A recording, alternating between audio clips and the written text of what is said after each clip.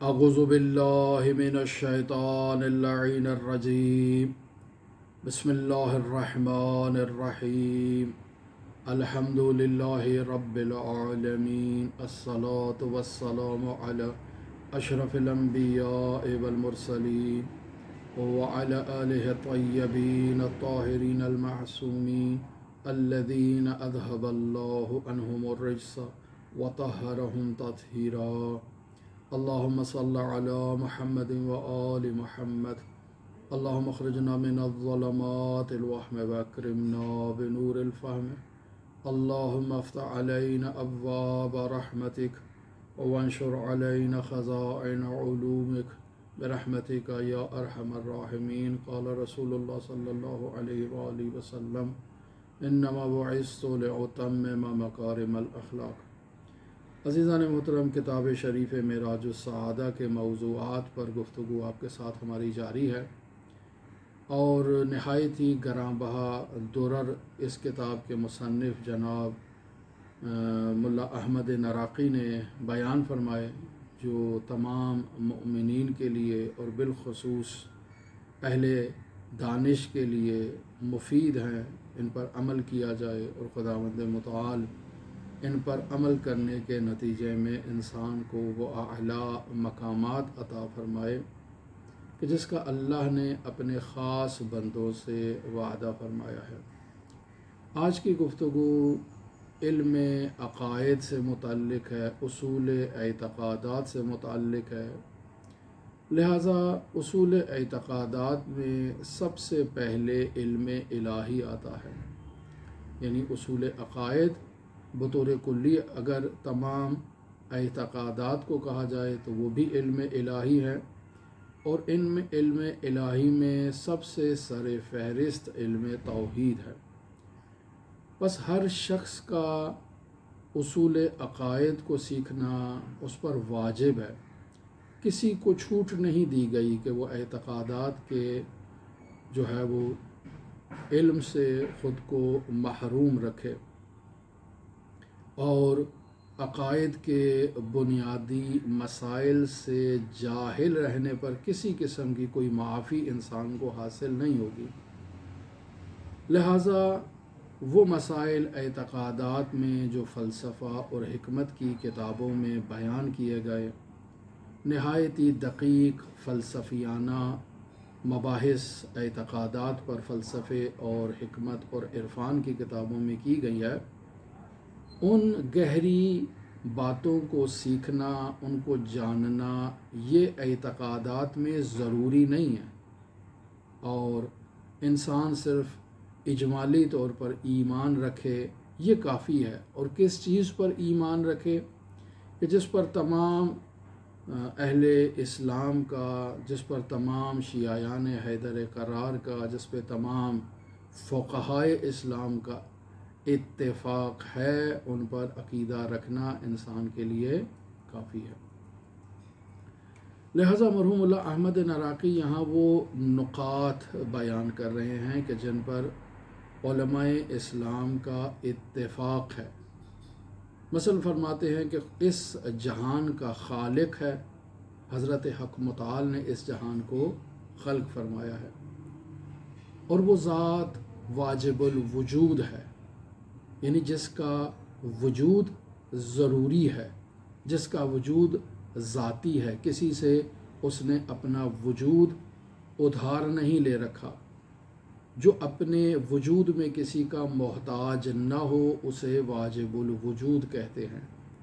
جو بذات خود وجود رکھتا ہو، کسی نے اسے ایجاد نہ کیا ہو، اس ذات کو واجب الوجود کہتے ہیں۔ اور ذات حق متعال کے علاوہ باقی تمام موجودات ممکن الوجود ہیں، ان کا وجود ذاتی نہیں ہے، انہوں نے اپنے وجود کو کسی اور سے لے رکھا ہے، ان کا وجود ادھاری ہے، ان کا وجود جو ہے وہ کسی اور کا محتاج ہے اپنے وجود میں، اپنے وجود کی بقا میں، لہٰذا ان کا وجود وجود ذاتی نہیں ہے۔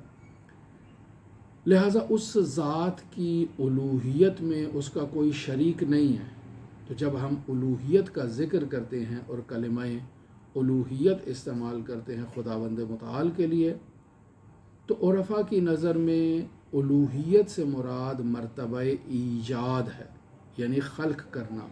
اس میں خداوند متعال کا کوئی شریک نہیں ہے۔ ہم نہیں کہہ سکتے کہ اللہ نے فلاں کے ساتھ مل کر اس کائنات کو خلق فرمایا ہے۔ فلاں شخص اور اللہ دونوں مل گئے اور دونوں نے اس کائنات کو ایجاد کیا۔ جیسے آج کل آپ ان مخترعین کی اختراعات کو مشاہدہ کرتے ہیں جو کسی چیز کو اختراع کر رہے ہیں۔ 2 افراد، 3 افراد، 4 افراد مل کر کسی چیز کو ایجاد کرتے ہیں، اختراع کرتے ہیں۔ خداوند متعال نے اس کائنات کو کسی کے ساتھ مل کر ایجاد نہیں کیا۔ لہٰذا جب ہم کہتے ہیں کہ الوہیت میں کوئی اس کا شریک نہیں ہے، تو اس سے مراد یہ ہوتی ہے کہ وہ خالقیت میں اس کا کوئی شریک نہیں ہے، وہ وحدہ لا شریک ہے۔ لہٰذا الوہیت کا جب ذکر آتا ہے تو الوہیت سے مراد وحدانیت بھی ہوتا ہے اور الوہیت سے مراد ربوبیت بھی ہے، یعنی خداوند متعال وحدانیت میں، الوہیت میں اور ربوبیت میں وحدہ لا شریک ہے۔ اور الوہیت کے بعد جو مراتب آتے ہیں جن میں فیض اقدس ہے، فیض مقدس ہے، جو مرتبہ صفات ہے، اس میں اگر بات کی جائے تو اس کی ذات اور صفات میں وہاں پر بھی کوئی شریک نہیں ہے۔ وہ ذات ایک ایسی ذات ہے کہ اس کے اجزاء نہیں ہیں، جیسے مادی اجناس اجزاء کا مجموعہ ہوتی ہیں، 4 چیزیں مل کر وجود میں آتی ہیں، ایک جسم تشکیل پاتا ہے۔ خداوند متعال ترکیب سے پاک و منزہ ہے، وہ ہر قسم کی ترکیب سے آزاد ہے، مرکب ذات نہیں ہے خداوند متعال کی۔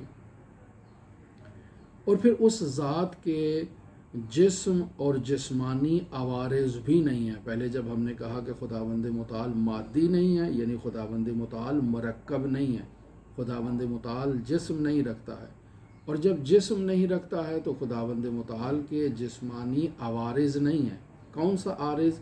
کہ کوئی بھی جسم ہو اسے زمان کی بھی ضرورت ہے، اسے مکان کی بھی ضرورت ہے، اور جو ہے وہ جسم کو زمان و مکان نے اپنی آغوش میں لے رکھا ہوتا ہے۔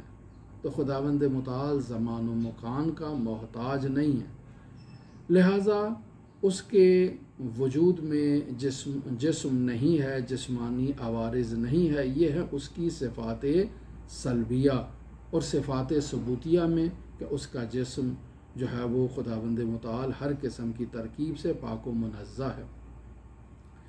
لہٰذا اس کا وجود اس کا عین ذات ہے، کسی اور سے لیا ہوا اس کا وجود نہیں ہے، حتیٰ اس کی صفات بھی اس کی عین ذات ہیں، اس کی ذات سے ہٹ کے نہیں ہیں۔ لہٰذا خداوند متعال زمان، زمانیات، مکان اور مکانیات پر مقدم تھا، ان سے پہلے تھا۔ زمان خود مخلوق ہے، مکان خود مخلوق ہے، اور وہ ذات خالق ہے، وہ ان سے پہلے کی ذات ہے، لہٰذا ان سے بالاتر ہے، ان سے اوپر ہے، ان سے منزہ ہے۔ لہٰذا کسی زمان نے اللہ کی ذات کو احاطہ نہیں کر رکھا، کسی مکان نے اللہ کو اپنے وجود میں نہیں لے رکھا۔ جیسے انسان ہے، جیسے میں ہوں، جیسے آپ ہیں، ہم سب کسی نہ کسی مکان کے اندر موجود ہیں، کسی نہ کسی مکان نے ہمیں احاطہ کر رکھا ہے، ہمیں اپنے اندر لے رکھا ہے۔ تو خداوند متعال وہ ہستی ہے جسے کسی مکان نے اپنے اندر نہیں لے رکھا، بلکہ زمان و مکان کا ہاتھ اس کی کبریائی تک نہیں پہنچ سکتا، حتیٰ چھو بھی نہیں سکتا۔ بس مکان و مکانیات کی جو ایک گندگی ہے، جو ایک پستی ہے، وہ حضرت حق متعال تک نہیں پہنچ سکتی ہے۔ بس اس کی حیات قدیم ہے، ازلی ہے۔ لہٰذا ہم جو کہتے ہیں کہ خداوند متعال ازلی ہے، ابدی ہے، ہمیشہ سے ہے اور ہمیشہ رہے گا، تو یہاں بسا اوقات انسان اس ہمیشہ سے ہے میں ایک زمان کو تصور کر لیتا ہے کہ فلاں زمان سے خداوند متعال ہے، انسان خود سے تصور کرتا ہے، جبکہ خداوند متعال کسی زمان کا محتاج نہیں ہے، یعنی اس کے وجود کی نہ تو کوئی ابتدا ہے اور نہ ہی اس کے وجود کی کوئی انتہا قابل تصور ہے۔ وہ ہر چیز پر قادر ہے، ہر چیز پر قدرت رکھتا ہے، ہر کام پر قدرت رکھتا ہے۔ لہٰذا یہاں بعض لوگ ایسی مثالیں بس اوقات لے آتے ہیں کہ کیا خداوند متعال فلاں چیز پر قادر ہے، فلاں چیز پر قادر ہے۔ خدا ہر چیز پر قادر ہے، لیکن اس چیز میں بھی وہ صلاحیت ہو کہ اس پر خداوند متعال اپنی قدرت کو اعمال کر سکے۔ بس اوقات خود اجناس وہ صلاحیت نہیں رکھتی ہیں، وہ اس صلاحیت سے جو ہے وہ ان کا ظرف محدود ہے۔ جب ان کا ظرف محدود ہے تو پھر خداوند متعال پر یہ نقص نہیں ہے، نقص ان اجناس پر ہے، ان چیزوں پر ہے جنہیں خداوند متعال کی طرف نسبت دی جاتی ہے اور پھر خداوند متعال سے ان کی نفی کی جاتی ہے، تو مشکل ان چیزوں میں ہے، خداوند متعال میں نہیں ہے۔ پھر اللہ جو کچھ بھی انجام دیتا ہے وہ اپنے ارادے سے، اپنی مرضی سے، اپنے اختیار سے انجام دیتا ہے۔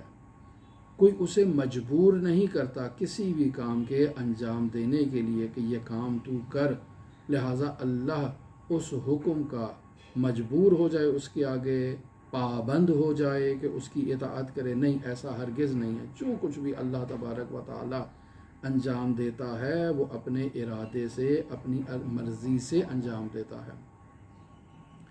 اور خداوند متعال کا علم موجودات کو ایجاد کرنے سے پہلے ان پر احاطہ رکھتا تھا، محیط تھا۔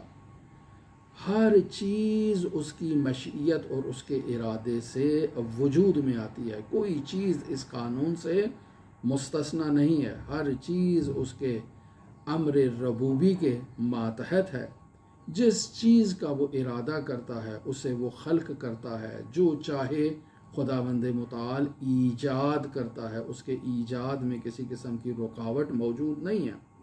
کوئی بھی چیز جہان عدم سے وجود میں نہیں آتی ہے، ایسا نہیں ہے کہ خداوند متعال نے موجود کو عدم سے خلق کیا ہو، مگر اس کے ارادے اور مشیت سے وجود میں آتی ہے۔ پس عدم سے چیز وجود میں نہیں آئی، بلکہ اللہ کے ارادے سے، اللہ کی مشیت سے اشیاء وجود اختیار کرتی ہیں۔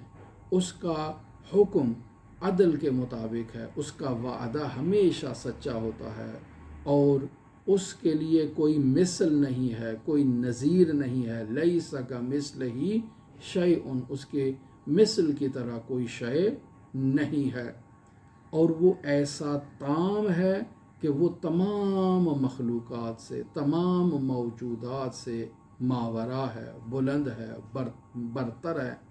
بس خلاصہ یہ کہا جائے کہ تمام صفات کمالیہ خداوند متعال میں موجود ہیں، اور تمام صفات سلبیہ خداوند متعال سے دور ہیں، وہ ان سے منزہ ہے۔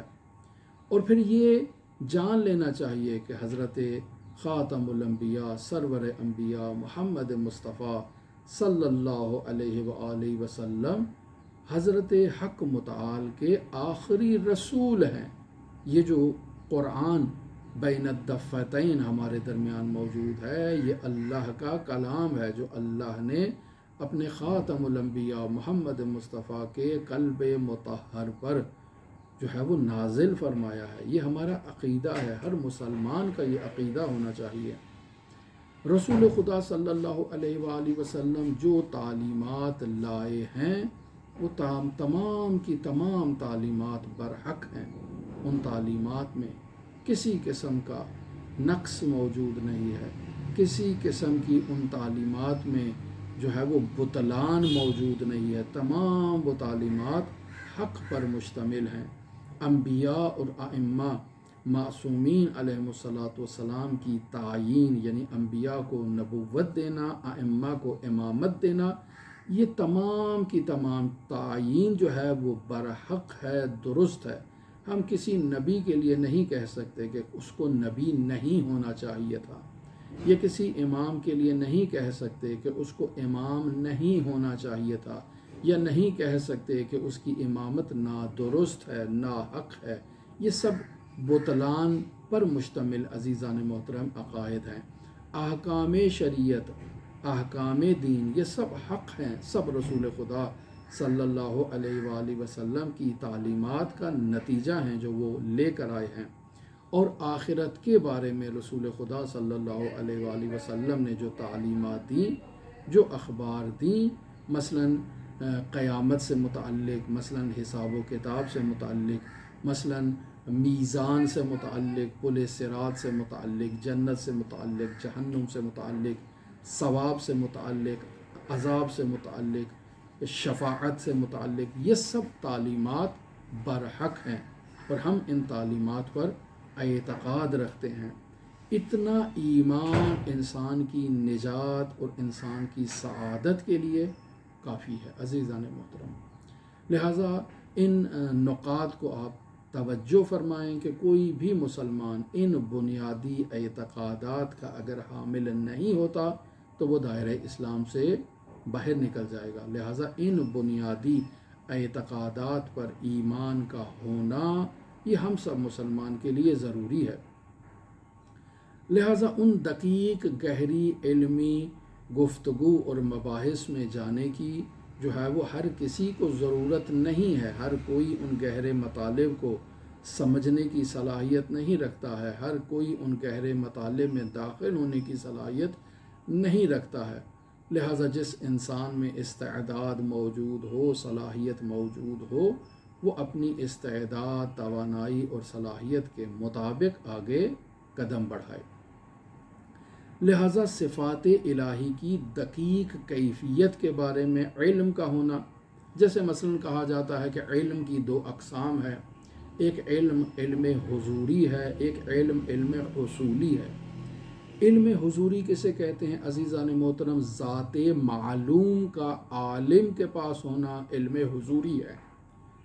جیسے میں خود اپنے وجود کا عالم ہوں، تو یہاں ذات معلوم عالم کے پاس موجود ہے۔ عالم کون ہے؟ میں ہوں، اور ذات کون سی ہے؟ وہ بھی میں ہوں۔ بس میں اپنے بارے میں عالم ہوں، اور میرا اپنے بارے میں علم رکھنا یہ علم حضوری کہلائے گا۔ جبکہ اس کے مد مقابل علم کی جو دوسری قسم ہے وہ علم حصولی ہے، یعنی جسے انسان حاصل کرتا ہے، یعنی علم اور معلوم دونوں کی حقیقت جدا حقیقت ہے۔ جیسے میں انسان ہوں اور یہ زمین ہے، یہ میرا غیر ہے، مجھے اس زمین کا علم ہے، یہ علم حصولی ہے۔ میرا زمین کے بارے میں عالم ہونا، میرا آسمان کے بارے میں عالم ہونا، میرا درختوں کے بارے میں عالم ہونا، میرا نہروں اور دریاؤں کے بارے میں عالم ہونا، یہ تمام کے تمام علوم جو ہیں وہ علم حصولی ہے۔ جبکہ علم حضوری جو ہے وہ معلوم کا عالم کے پاس حاضر ہو جانا، یہ علم حضوری کہلاتا ہے۔ لہٰذا انسان حضرت حق متعال کی صفات کے بارے میں دیکھے کہ انسان عالم ہو رہا ہے، تو کیا وہ علم حصولی ہے یا علم حضوری ہے؟ یہ ایک دقیق علمی بحث ہے، اس میں پڑھنے کی ضرورت نہیں ہے عزیزان محترم۔ ہر کسی میں ان بحثوں کو سمجھنے کی صلاحیت موجود نہیں ہوتی ہے۔ یہ خاص افراد ہیں کہ جو حکمت و دانائی و فلسفہ و عرفان سے دلچسپی رکھتے ہیں، وہ ان باتوں کو سیکھ سکتے ہیں، ان باتوں کو سمجھ سکتے ہیں۔ ان کے علاوہ اگر افراد ان گہرائیوں میں داخل ہونا چاہیں تو اگر ان میں وہ صلاحیت موجود نہیں ہوگی تو گمراہی کے سوا اور کچھ ان کا مقدر نہیں بنے گا۔ لہٰذا اللہ کی صفات قدیم ہیں یا حادث ہیں؟ یہ ایک سوال ہے۔ یقینی بات ہے یہ سوال ایک ایسا گہرا سوال ہے کہ ہر کسی کو اس کے بارے میں تحقیق جستجو کرنے کی ضرورت نہیں ہے۔ صفات کی حقیقت کے بارے میں بحث کرنا، آخرت کے بعض حالات کے بارے میں انسان علم حاصل کرنا چاہے تو کہتے ہیں کہ انہیں جاننا ضروری نہیں ہے ہر انسان کے لیے. کیوں؟ چونکہ ہر انسان کی علمی صلاحیت اس قدر بلند نہیں ہے کہ وہ انہیں جان سکے. بطور خاص وہ افراد کہ جو دینی علوم سے وابستہ نہیں ہیں، جو دینی علوم کو نہیں جانتے ہیں، جن کا دین کے بارے میں علم فقط ان کے آباء و اجداد سے یا مجالس اعضاء سے ان تک منتقل ہوا ہے، جن کا علم کتابی نہیں ہے، جن کا علم وراثتی نہیں ہے، وہ ظاہر ہے ان باروں میں اگر تحقیق کریں گے، جستجو کریں گے، کاوش کریں گے تو وہ کسی نتیجے پر نہیں پہنچیں گے، اور بسا اوقات وہ ان سوالوں کا جواب تلاش کرتے ہوئے گمراہیوں کی وادی میں داخل ہو جائیں گے. لہٰذا ایسا انسان جو ان سوالات کا جواب تلاش کرنے کی طاقت نہیں رکھتا، صلاحیت نہیں رکھتا، اسے منع کیا گیا ہے کہ ایھا الانسان تو اس وادی میں داخل نہ ہو، چونکہ یہ ایک نہایت ہی پرخطر وادی ہے، ہر کسی کو داخل ہونے کی اجازت نہیں ہے. بس اتنا جو بیان کر دیا اسی پر اتنا اعتقاد ہونا، اتنا یقین ہونا انسان کے لیے کافی ہے. کس بات پر اعتقاد؟ کہ خدا کی جو ہے وہ تمام صفات کمال جو ہیں وہ خداوند متعال کے ساتھ متصف ہیں، اور تمام صفات نقص جو ہیں وہ خداوند متعال ان سے مبرہ ہے. خداوند متعال ان سے بے نیاز ہے، پاک ہے، اس میں کسی قسم کا نقص موجود نہیں ہے. ہر قسم کا کمال، ہر قسم کی شرافت، ہر قسم کی بلندی اس ذات سے متعلق ہے. کسی قسم کا نقص اس کی ذات کی طرف متوجہ نہیں ہو سکتا. اور یہ عقیدہ انسان کا ہونا کہ رسول خدا صلی اللہ علیہ وآلہ وسلم نے جو کچھ بھی بیان فرمایا، جو کچھ بھی وہ تعلیم دے گئے، وہ سب کا سب حق ہے، وہ سب کا سب حقیقت رکھتا ہے، وہ سب کا سب واقعیت کے مطابق ہے. خواہ انسان تمام حقیقت کو اچھی طرح سے، پوری طرح سے سمجھ نہ پاتا ہو، فی الجملہ انسان کا اتنا ہی اعتقاد رکھنا یہ کافی ہے انسان کے لیے. لہٰذا یہ وہ مطالب تھے کہ جو آج ہم آپ کی خدمت میں اصول اعتقادات سے لے کر آئے، اور انہی کا جاننا اصول اعتقادات میں ضروری ہے. دعا گو ہیں خالق متعال کی بارگاہ میں ہم سب کو علم نور عطا فرمائے. دعا گو ہیں خالق متعال کی بارگاہ میں ہم سب کو اصول اعتقادات کو درست انداز میں سمجھنے اور ان پر پختہ یقین رکھنے کی توفیق عطا فرمائے. دعا گو ہیں خالق متعال کی بارگاہ میں ہم سب کی زندگی میں جو مشکلات ہیں، چاہے وہ اعتقادات سے تعلق رکھتی ہوں، چاہے وہ معارف دین سے تعلق رکھتی ہوں، چاہے وہ دنیا سے تعلق رکھتی ہوں، پریشانی ہو، بچوں کی پریشانی ہو، بچوں کی تعلیم کے حوالے سے، بچوں کے امتحانات کے حوالے سے، بچوں کی شادی کے حوالے سے، بچوں کے آگے اولاد کے حوالے سے، دعا گو ہیں خداوند متعال ہماری ان تمام پریشانیوں کا خاتمہ فرمائے.